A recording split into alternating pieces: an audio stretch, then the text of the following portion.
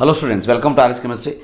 So ಕಾಮೆಡ್ ಕೇದವರು ಒಂದು ಇಂಪಾರ್ಟೆಂಟ್ ನೋಟಿಫಿಕೇಶನ್ ಇವತ್ತು ರಿಲೀಸ್ ಮಾಡಿದ್ದಾರೆ about counselling of engineering and architecture courses. So ಇದರಲ್ಲಿ ಅವರು ಹೇಳಿರುವಂಥ ಪ್ರಕಾರ ನಾವು ಯಾವಾಗ ಕೌನ್ಸಿಲಿಂಗನ್ನು ಸ್ಟಾರ್ಟ್ ಮಾಡ್ತೀವಿ ಅಂತ ಎಲ್ಲೂ ಕೂಡ ಮೆನ್ಷನ್ ಮಾಡಿಲ್ಲ. ಬಟ್ ಯಾವಾಗ ಸ್ಟಾರ್ಟ್ ಮಾಡ್ತೀವಿ ಆವಾಗ ನೋಟಿಫಿಕೇಷನನ್ನು ಕಾಮೆಡ್ ಕೆ ವೆಬ್ಸೈಟಲ್ಲಿ ಬಿಟ್ಟಿರ್ತೀವಿ, ನೀವು ಪ್ಲೀಸ್ ಅದನ್ನು ನೋಡಿಕೊಂಡು ಅದರ ಟೈಪು ನೀವು ಆ್ಯಕ್ಟ್ ಮಾಡಬೇಕು ಅಂತ ಹೇಳಿದ್ದಾರೆ. ಬಟ್ ಅವರೊಂದು ಹಿಂಟನ್ನು ಕೊಟ್ಟಿರೋದೇನಂತಂದರೆ, ನಾವು ಕೌನ್ಸಿಲಿಂಗನ್ನು KE ಅವರ ಇಂಜಿನಿಯರಿಂಗ್ ಕೌನ್ಸಿಲಿಂಗ್ ಜೊತೆ ಮಾಡ್ತೀವಿ ಅಂದರೆ ಇದು ಒಂದು ಇಂಡೈರೆಕ್ಟ್ ಆಗಿ ನನಗೆ ಇವರು ಹೇಳ್ತಾ ಇರೋ ಹಾಗೆ ಕಾಣಿಸ್ತಾ ಇದೆ. ಯಾಕಂತಂದ್ರೆ ಇಲ್ಲಿ ನೋಡ್ಬೋದು, as regards the counselling is concern, normally engineering counselling of COMEDK happens in the immediate order of sequence to that of KES engineering counselling. ಅಂದರೆ ಜನರಲಿ KE ಇಂಜಿನಿಯರಿಂಗ್ ಕೌನ್ಸಿಲಿಂಗ್ ಜೊತೆ ಕಾಮೆಡ್ ಕೆ ಇಂಜಿನಿಯರಿಂಗ್ ಕೌನ್ಸಿಲಿಂಗ್ ನಡೀತದೆ. ಯಾಕಂದರೆ ಯಾವುದೇ ರೀತಿ ಅಭ್ಯರ್ಥಿಗಳಿಗೆ ಅನ್ಯಾಯ ಆಗಬಾರ್ದು. Because if one students have taken, if the Comed K counseling will take place early, ಅಂದರೆ ಮೊದಲು ಆದರೆ, so if the student taken one particular college ಒಂದು ಸೀಟನ್ನು ಅಲಾಟ್ ಆದಮೇಲೆ ಆ ಸೀಟನ್ನು KE ಅಂಡರ್ ಗೌರ್ಮೆಂಟ್ ಸೀಟ್ ಸಿಗಬಹುದು, ಸಿಗದೇನೆ ಇರ್ಬೋದು, ಆ ಒಂದು ಡೈಲೆಮಾದಲ್ಲಿ ಇವನಿಗೆ ಈ ಸೀಟನ್ನು ತಗೊಳ್ಬಾರ್ದು ಅನ್ನೋದು ಗೊತ್ತಾಗೋದಿಲ್ಲ. ಸೊ ಯಾಕಂತಂದರೆ COMEDK fees structure minimum to maximum ಏನಿದೆ ಅನ್ನೋದನ್ನು ಕೂಡ ಎಕ್ಸ್ಪ್ಲೇನ್ ಮಾಡಿದ್ದಾರೆ. ಸೊ 2,01,960 ಮ್ಯಾಕ್ಸಿಮಮ್ ಇದೆ, ಹೌದಾ? ಸೊ ಅದಕ್ಕೆ ಯಾವುದೇ ರೀತಿ ಅಭ್ಯರ್ಥಿಗಳಿಗೆ ಪ್ರಾಬ್ಲಮ್ ಆಗಬಾರ್ದು ಅಂಥೇಳಿ ಲಾಸ್ಟ್ ಇಯರ್ ಮಾಡಿದ್ದು ಹೇಗೆ ಅಂತಂದರೆ, ಇಂಜಿನಿಯರಿಂಗ್ ಇಷ್ಟು ವರ್ಷ ಮಾಡಿದ್ದು ಹೇಗೆ ಅಂದರೆ KE ಇಂಜಿನಿಯರಿಂಗ್ ಕೌನ್ಸಿಲಿಂಗ್ ಜೊತೆಗೆ ಕಾಮೆಡ್ ಕೆದವರು ಮಾಡ್ತಾರೆ. ಬಟ್ KEದವರು ಯಾವಾಗ ಮಾಡಿದರು? KEದವರು ಬಹಳ ಲೇಟ್ ಆಗಿತ್ತು ಲಾಸ್ಟ್ ಇಯರ್. ಯಾಕಂತಂದರೆ KE ಅವರ ಆರ್ಡರ್ ಹೇಗಿರ್ತದೆ ಅಂತಂದರೆ, KE engineering counselling will be conducted after all India medical counselling. So all India medical counselling ಆಗಬೇಕು, ಅದಾದಮೇಲೆ ಸ್ಟೇಟ್ ಮೆಡಿಕಲ್ ಕೌನ್ಸಿಲಿಂಗ್ ಆಗಬೇಕು. After that remember engineering counselling will take place. At least state medical MBBS BDS counselling first round start ಆದಮೇಲೆ KE ಅವರ engineering courses first round start ಆಗ್ತದೆ. So ಅದಾದ ಮೇಲೆ ಕಾಮೆಡ್ K first round start ಆಗ್ತದೆ. So ಇದು generally ಇಲ್ಲಿ ತನಕ ಫಾಲೋ ಮಾಡಿಕೊಂಡು ಬಂದಿರುವಂಥ ಒಂದು ಆರ್ಡರ್. ಬಟ್ ಈ ವರ್ಷ ನಿಮಗೆಲ್ಲ ಗೊತ್ತಿರೋ ಹಾಗೆ NTA ನೀಟ್ ಎಕ್ಸಾಮ್ ರಿಸಲ್ಟನ್ನು ಇನ್ನೂ ಕೂಡ ಅನೌನ್ಸ್ ಮಾಡಿಲ್ಲ. ಅನೌನ್ಸ್ ಆದಮೇಲೆ ಮಿನಿಮಮ್ 15 ಡೇಸ್ ಅವರಿಗೆ ಕೌನ್ಸಿಲಿಂಗನ್ನು ಸ್ಟಾರ್ಟ್ ಮಾಡೋದಕ್ಕೆ ಬೇಕಾಗ್ತದೆ. ಅದು ಒಂದು ಮುಗಿಯೋದಕ್ಕೆ ಒಂದು ಮಂತ್ ಆರೋ ಬೇಕಾಗ್ತದೆ ಆಲ್ಮೋಸ್ಟ್. ಅದಾದಮೇಲೆ KEದವರು ಸ್ಟೇಟ್ ಕೌನ್ಸಿಲಿಂಗ್ ಮಾಡಬೇಕು, ಅದಾದಮೇಲೆ ಇಂಜಿನಿಯರಿಂಗ್ ಮಾಡಬೇಕು, ಕಾಮೆಡ್ ಕೆದವರು ಅದಾದಮೇಲೆ ಮಾಡಬೇಕು.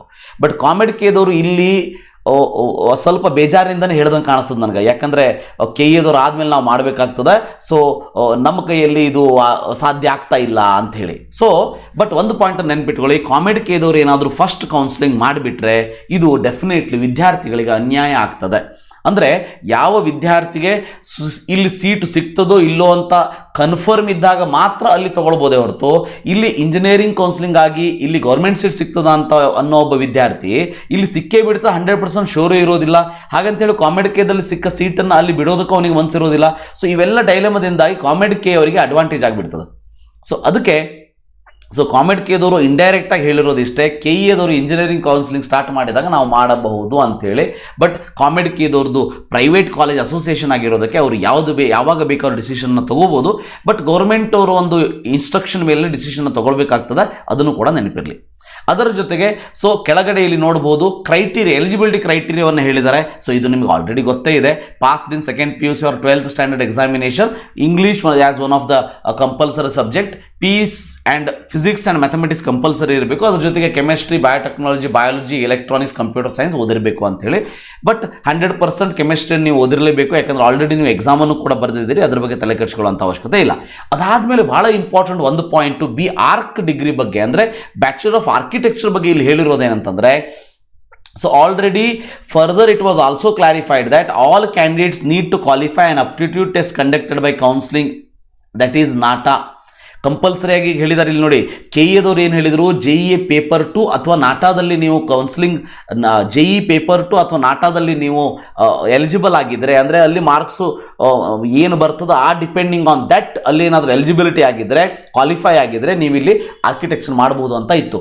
ಬಟ್ ಕಾಮೆಡ್ ಕೆದವರು ಕ್ಲಿಯರ್ ಕಟ್ ಆಗಿ ಹೇಳ್ತಾ ಇದ್ದಾರೆ, so it may be JEE paper 2. ಇಲ್ಲಿ ನೋಡ್ಬೋದು ಇಲ್ಲಿ, in other words, candidates who has qualified in JEE paper 2 or any other aptitude test is also required to qualify in NATA to be eligible for admission to architecture courses, and that the actual admissions shall be carried out only by the concerned competent authorities of the respective states and institution based on valid NATA score. ಅಂದರೆ ಒಂದು ಪಾಯಿಂಟನ್ನು ನೆನ್ಪಿಟ್ಕೊಳ್ಳಿ. So ನೀವು JEE main paper 2ದಲ್ಲಿ qualify ಆಗಿದ್ರು ನಾಟಾವನ್ನು ಬರೆದಿಲ್ಲ ಅಂದರೆ COMEDK under ನಿಮಗೆ ಸೀಟನ್ನು ತಗೊಳ್ಳೋದಕ್ಕೆ ಬರೋದಿಲ್ಲ. ಯಾವ ಸೀಟು? ಆರ್ಕಿಟೆಕ್ಚರ್ ಸೀಟನ್ನು ನಿಮಗೆ ತಗೊಳ್ಳೋದಕ್ಕೆ ಬರೋದಿಲ್ಲ. ಕರೆಕ್ಟಾಗಿ ನೆನ್ಪಿಟ್ಕೊಳ್ಳಿ. ಇದಾದಮೇಲೆ ಫೀಸ್ ಬಗ್ಗೆ ಹೇಳಿದ್ದಾರೆ. ನಿಮಗೆಲ್ಲ ಗೊತ್ತೇ ಇದೆ, ನ್ಯೂಸ್ ಪೇಪರ್ಲು ಕೂಡ ಆರ್ಟಿಕಲ್ ಬಂದಿತ್ತು. ನ್ಯೂಸ್ ಪೇಪರ್ಲಿ ಬಂದಿರುವಂಥ ಆರ್ಟಿಕಲ್ ಪ್ರಕಾರ ಈ ವರ್ಷ ಯಾವುದೇ ಫೀಸನ್ನು ಇನ್ಕ್ರೀಸ್ ಮಾಡೋ ಹಾಗಿಲ್ಲ. ಮತ್ತು so there is a particular cap on the other fees and skill lab fees ಅಂತ ಇತ್ತು. ಹೌದಾ? ಅಂದರೆ ಯಾವುದೇ ಎಕ್ಸ್ಟ್ರಾ ಫೀಸ್ ಏನು ತಗೋತೀವಿ ಅದನ್ನು ಮೆನ್ಷನ್ ಮಾಡಬೇಕು, KEAದಲ್ಲಿ ಫೀಸನ್ನು ಕಟ್ಟಬೇಕು ಅಂತ ಇತ್ತು. ಸೊ ಈಗ ಕಾಮೆಡ್ಕೆದವರು ಅದನ್ನು ಫಾಲೋ ಮಾಡ್ತಾ ಇದ್ದಾರೆ. ಬಟ್ ಒಂದು ಕಾಷನ್ ಅನ್ನು ಹೇಳ್ತಾ ಇದ್ದಾರೆ, ಒಂದು ಕೇರ್ಫುಲ್ ಆಗಿರಿ ಪೇರೆಂಟ್ಸ್ಗೆ ಅಂತ ಹೇಳ್ತಾ ಇದ್ದಾರೆ. ಅದೇನೆಂದರೆ ನಮ್ಮ ಒಂದು ಕಾಲೇಜ್ ಫೀಸೇ ಅಂದರೆ excluding other fees and university fees, ನಮ್ಮ ಫೀಸು ಮ್ಯಾಕ್ಸಿಮಮ್ ಲಿಮಿಟ್ 2,01,960 ಇದೆ. ಈ ವರ್ಷನೂ ಕೂಡ ನಾವು ಅದನ್ನೇ ಫಾಲೋ ಮಾಡ್ತೀವಿ. ಬಟ್ 2,01,960 ಒಳಗಡೆ ಅದರ್ ಫೀಸ್ ಏನು ಹೇಳಿದಾರಲ್ಲ KE ಅಂದರೆ ಗೌರ್ಮೆಂಟ್ದವರು, ಸ್ಕಿಲ್ ಲ್ಯಾಬ್ ಫೀಸ್ ಇರ್ಬೋದು, ಅದರ್ ಫೀಸ್ ಇರ್ಬೋದು, ಅದು ಇದರಲ್ಲಿ ಇನ್ಕ್ಲೂಡ್ ಆಗೋದಿಲ್ಲ, ಅದು ಎಕ್ಸ್ಕ್ಲೂಡ್ ಇರ್ತದ ಅಂತಲೂ ಕೂಡ ಹೇಳಿದ್ದಾರೆ. ಸೊ ಅದ್ರ ಬಗ್ಗೆನೂ ಒಂದು ತಲೆಯಲ್ಲಿ ನೋಟಿಫಿಕೇಶನ್ ಇರಲಿ. ಅದಾದಮೇಲೆ ಸೊ ಇಲ್ಲಿ ನೋಡ್ಬೋದು, candidates have to register for counselling by paying 2,000 rupees. KE under ಯಾವುದೇ ರೀತಿ ಫೀಸ್ ಇರೋದಿಲ್ಲ. ಬಟ್ ಕಾಮೆಡ್ಕೆ ಅಂಡರ್ 2,000 rupees ನಿಮ್ಮದು ರಿಜಿಸ್ಟ್ರೇಷನ್ ಫೀ ಅಂತ ಇರ್ತದೆ, ವಿಚ್ ಇಸ್ ನಾನ್ ರಿಫಂಡೇಬಲ್ ಇರ್ತದೆ. ನಿಮಗೆ ಸೀಟ್ ಸಿಗಲಿಲ್ಲ ಅಂತಂದ್ರೂ ಕೂಡ ಆ ಫೀಸನ್ನು ನಿಮಗೆ ವಾಪಸ್ ಕೊಡೋದಿಲ್ಲ. So 2,000 rupees. ಸೊ ರಿಜಿಸ್ಟ್ರೇಷನ್ ಫೀಸನ್ನು ನೀವು ಫಿಲ್ ಮಾಡಬೇಕಾಗ್ತದೆ. ಸೊ ಅದನ್ನು ಹೇಗೆ ಫಿಲ್ ಮಾಡಬೇಕು ಮುಂದಿನ ದಿನಗಳಲ್ಲಿ ನೋಟಿಫಿಕೇಶನ್ ಬಂದಾಗ ನಾನು ನಿಮಗೆ ಹೇಳ್ತೀನಿ. ಅದಾದ್ಮೇಲೆ ನೋಡ್ಬೋದು, after allotment of the seat the candidate should pay entire tuition fees. ಅಂದರೆ 2,01,960 ಏನಿದೆ ಅದನ್ನು ಕಂಪ್ಲೀಟ್ ಆಗಿ ಫಿಲ್ ಮಾಡಬೇಕಾಗ್ತದೆ, ಕಾಮೆಡ್ಕೆ ಲೆವೆಲಲ್ಲೇ ಫಿಲ್ ಮಾಡಬೇಕಾಗ್ತದೆ ಅನ್ನೋದು ಕೂಡ ಗೊತ್ತಿರಲಿ. ಅದಾದಮೇಲೆ candidates has to surrender the seat during surrender period only. So COMEDK seat allotment ಆದಮೇಲೆ ಒಂದು ಪೀರಿಯಡನ್ನು ಕೊಟ್ಟಿರ್ತಾರೆ. ಆ ಸರೆಂಡರ್ ಪೀರಿಯಡಲ್ಲಿ ನೀವು ಸೀಟನ್ನು ಸರೆಂಡರ್ ಮಾಡಬೇಕಾಗ್ತದೆ. ಹಾಗೆ ಮಾಡಿದರೆ ಮಾತ್ರ ನಿಮ್ಮ ಒಂದು ಫೀಸ್ ರಿಫಂಡ್ ಆಗ್ತದೆ ಹೊರತು ನೀವೇನಾದರೂ ಆ ಒಂದು ಡೇಟ್ ಮುಗಿದ ಮೇಲೆ ಮಾಡಿದರೆ ಆ ಒಂದು ಫೀಸ್ ರೀಫಂಡ್ ಆಗೋದಿಲ್ಲ ಅನ್ನೋದು ಕೂಡ ಗೊತ್ತಿರಲಿ. ಅಂದರೆ ಅದನ್ನು ಬ್ಲಾಕಿಂಗ್ ಆಫ್ ಸೀಟ್ ಅಂತ ಕನ್ಸಿಡರ್ ಮಾಡ್ತೀವಿ. So blocking of the seat ಅಂತ ಕನ್ಸಿಡರ್ ಮಾಡಿ ನಿಮಗೆ ನಾವು ಯಾವುದೇ ರೀತಿಯ ಸೊ ಫೀಸನ್ನು ವಾಪಸ್ ಕೊಡೋದಿಲ್ಲ ಅಂತಲೂ ಕೂಡ ಹೇಳಿದ್ದಾರೆ. ಓಕೆ, ನೆಕ್ಸ್ಟ್ ಇನ್ನೊಂದಷ್ಟು ನಾರ್ಮಲ್ ಇನ್ಸ್ಟ್ರಕ್ಷನ್ಸನ್ನು ಕೊಟ್ಟಿದ್ದಾರೆ. You can see that. So ಯಾರ್ಯಾರ್ದು ಸೀಟ್ ಅಲಾಟ್ಮೆಂಟ್ ಆಗ್ತದೆ ಅವರು ಕಂಪಲ್ಸರಿಯಾಗಿ ಫಿಸಿಕಲಿ ನೀವು ಆ ಕಾಲೇಜಸ್ಗೆ ಹೋಗಿ ಅಡ್ಮಿಷನ್ ತೊಗೊಳ್ಬೇಕಾಗ್ತದೆ ಅಂತಲೂ ಕೂಡ ಹೇಳಿದ್ದಾರೆ. ಮತ್ತು candidates interested in participating in this counselling so advise to get these documents scanned and be ready ಅಂತ ಹೇಳಿದ್ದಾರೆ. ಅದು ಯಾವ್ಯಾವ ಡಾಕ್ಯುಮೆಂಟ್ಸ್ ಅಂತೇಳಿ ಮುಂದಿನ ವಿಡಿಯೋದಲ್ಲಿ ನಾನು ಹೇಳ್ತೀನಿ. Please wait for that. So ಅದಾದಮೇಲೆ ಇನ್ನೊಂದು ಕಾಷನ್ ಕೂಡ ಹೇಳಿದ್ದಾರೆ. ಅದೇನೆಂದರೆ ಯಾವುದೇ ಒಂದು ಇಂಟರ್ನೆಟ್ ಕೆಫೆದವ್ರು ಇರ್ಬೋದು, ಎಜುಕೇಷನ್ ಕನ್ಸಲ್ಟನ್ಸ್ ಇರ್ಬೋದು, ಅಥವಾ ಬೇರೆ ಯಾವುದಾದ್ರು ವೆಬ್ಸೈಟ್ದವರು ನಿಮಗೆ ಫೋನ್ ಮಾಡಿ ನಾವು ಕಾಮೆಡ್ಕೆದಲ್ಲಿ ನಿಮಗೆ ಸೀಟನ್ನು ಕೊಡಿಸ್ತೀವಿ, ನಿಮ್ಮದೇನಾದರೂ ಮಾರ್ಕ್ಸು ರ್ಯಾಂಕು ಕಡಿಮೆ ಇದ್ದರೂ ಕೂಡ ನಿಮಗೆ ಸೀಟನ್ನು ಕೊಡಿಸ್ತೀವಿ ಅಂತ ಏನಾದರೂ ನಿಮ್ಮನ್ನು ಕಾಂಟ್ಯಾಕ್ಟ್ ಮಾಡಿದರೆ ಸೊ ಇದಕ್ಕೆ ನೀವೇ ಸಂಪೂರ್ಣವಾದ ಜವಾಬ್ದಾರಿಯನ್ನು ಹೊರಬೇಕಾಗ್ತದೆ. ಇದರಲ್ಲಿ ಕಾಮೆಡ್ಕೆದವ್ರದ್ದು ಯಾವುದೇ ರೀತಿಯ ಕನ್ಸರ್ನ್ ಇರೋದಿಲ್ಲ ಅಂತಲೂ ಕೂಡ ಹೇಳಿದ್ದಾರೆ.